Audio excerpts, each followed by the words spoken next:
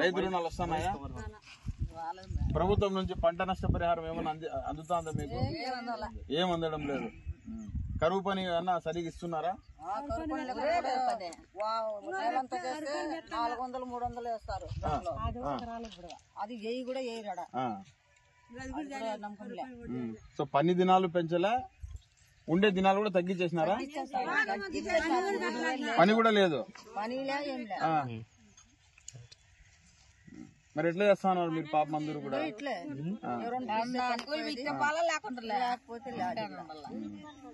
కూలి పని లేకపోతే ఇంటి దగ్గర ఉండాలి. మిమ్మల్ని పలకరించే వల్ల గాని.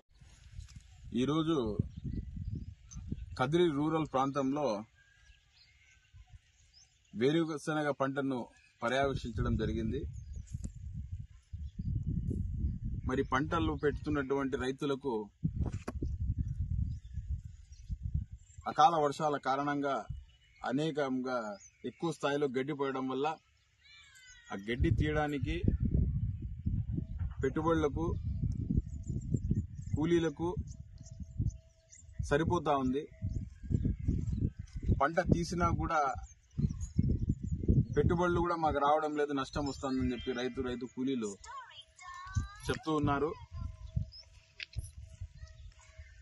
మరి కాంగ్రెస్ పార్టీ అధికారంలో ఉన్నప్పుడు రైతులందరికీ కూడా ప్రోత్సాహాలు అందిస్తూ డ్రిప్ ఇరిగేషన్ కావచ్చు,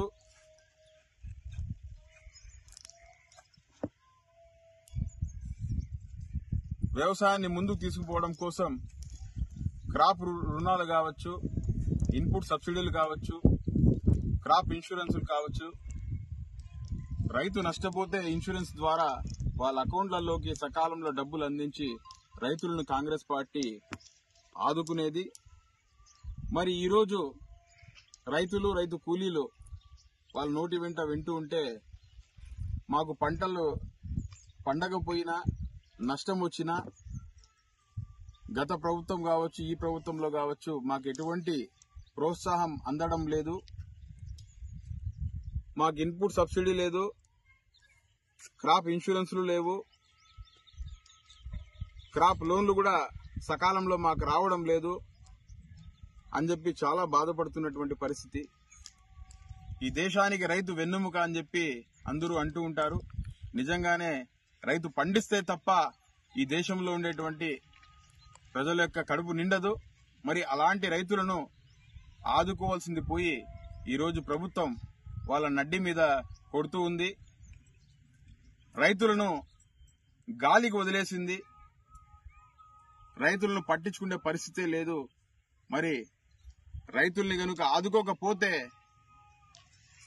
అది ఏ ప్రభుత్వమైనా కావచ్చు, ఆ ప్రభుత్వాలకు పుట్టగతులు ఉండవని చెప్పి నేను తెలియజేస్తూ ఉన్నా. ఇప్పటికైనా రాష్ట్ర ప్రభుత్వం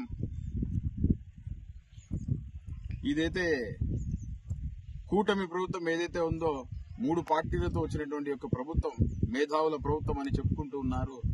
ఇప్పటికైనా మేధావులారా మీరు రైతుల వైపు చూడండి, రైతు కూలీల వైపు చూడండి, వాళ్ళ కష్టాలను చూడండి. మండు తెండలో వాళ్ళు కష్టం చేస్తూ పంటలు పండించి మనకు కడుపు నిండా అన్నం పెడుతున్నారు. వాళ్ళని ఆదుకోండి, సకాలంలో వాళ్లకు పంట రుణాలను ఇవ్వండి. నష్టపోయినటువంటి పంటలు పెట్టి నష్టపోయినటువంటి రైతులకు సహాయం అందించండి అని చెప్పి ఈ ప్రభుత్వాన్ని డిమాండ్ చేస్తూ ఉన్నాం కాంగ్రెస్ పార్టీ తరఫున.